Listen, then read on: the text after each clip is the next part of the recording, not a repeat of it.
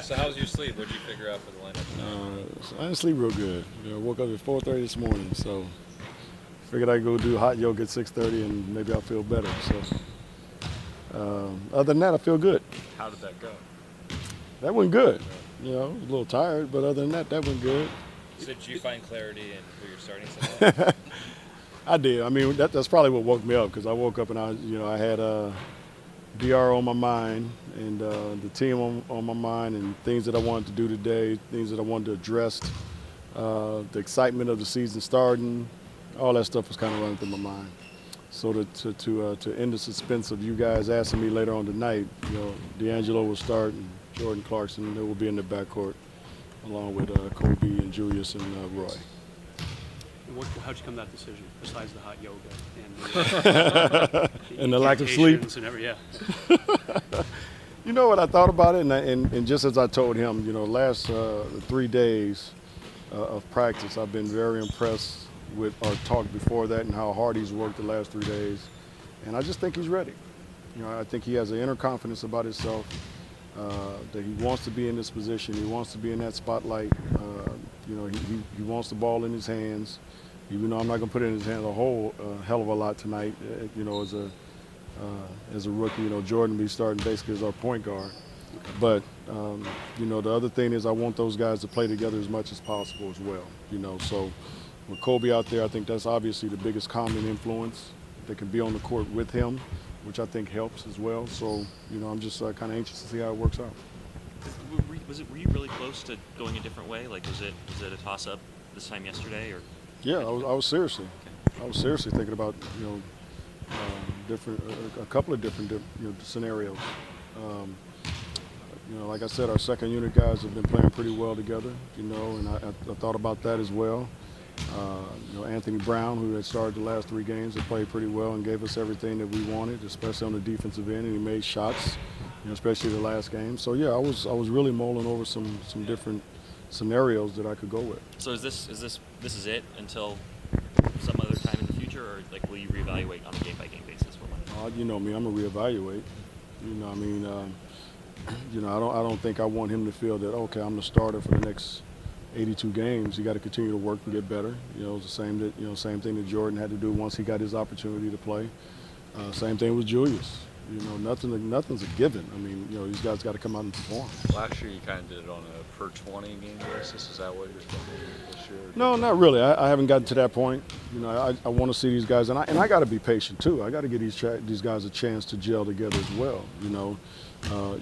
Kobe's been out the last 3 games or whatever it was, and D'Angelo was out 2 of those games, preseason because of injury. So those 5 that I just said that will start, they haven't played 5 or 6 games together, and I want to see how that kind of goes before I start thinking about tinkering with the lineup. How close was Marcelo to getting the starting? He was in that conversation as well. It's been a real surprise, hasn't it? Yeah, he was in that conversation as well. What was your reservation in not putting him in the starting lineup? Marcelo? Yeah. Number one, I don't think he can handle that load of minutes right now. That was really the number one thing. The number 2 thing was I like him with that second unit. Like I said, they seem to have a pretty good chemistry together. He can't handle that load because was it the hamstring? Yeah. Okay. Yeah. How's he doing with that? You say he feels good today, but I think that's something that, that we're going to be watching all season long. He's had obviously a history of, he's pulled each one twice, so, that's something that is a little bit of a concern. Are you a fan? Do you get to be a fan of Kobe still? Just when kind of all the factors, it's the 20th season, all here with the Lakers. When you see him tonight, will there be a part of you that's a fan? I think I've always been a fan.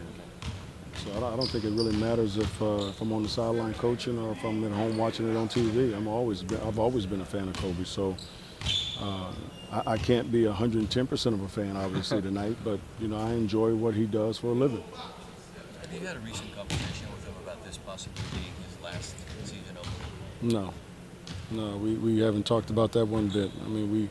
We've talked about minutes and we've talked about goals and everything else, but I don't even think that's something he wants to talk about. He wants to just kind of see how this season goes, and then in the summer, kind of weigh the pros and cons and go from there. Can you finally reveal the minutes for Kobe? Nope. Really? You know, we're going Is to that figure it out. attached to the whole thing, I'll or- tell you what, it'll be less. It's less than last year. So less than 34. So let's put it that way. You know, Byron, we're not the smartest group, but we will figure it out tonight. By the end. You see the box score?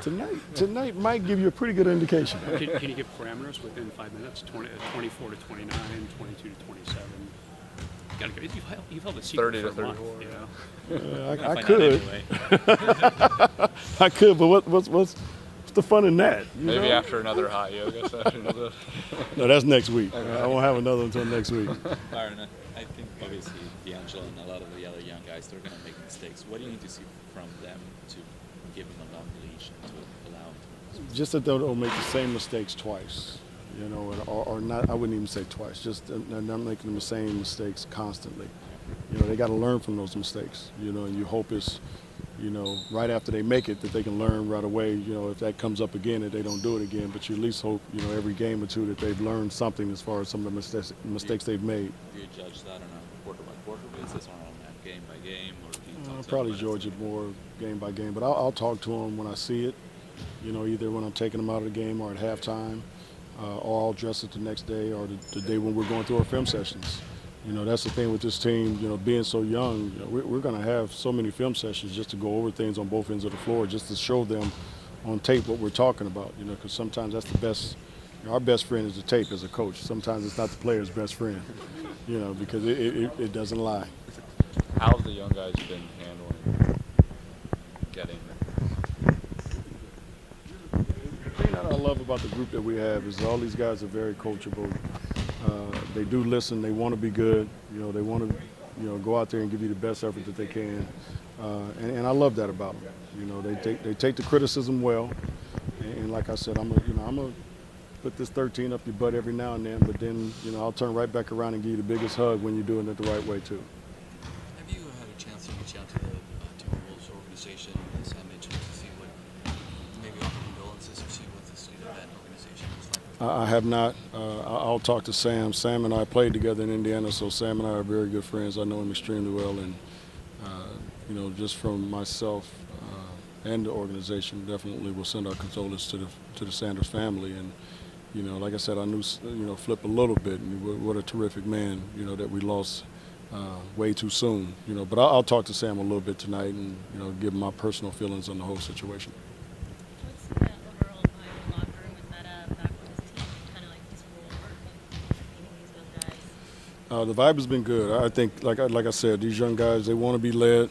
You know, they want these veteran guys with the experience to tell them what they need to do on a day-to-day basis. You know, it's not always about basketball. Some of these guys are asking them about just life in general and things outside of basketball as well. So it's great to have Meta and, you know, and Brandon Bass and Lou, Roy, you know, Kobe, guys like that. I mean, we got a real good mixture of youth and experience that I think is gonna, you know, it's gonna help us in the long run.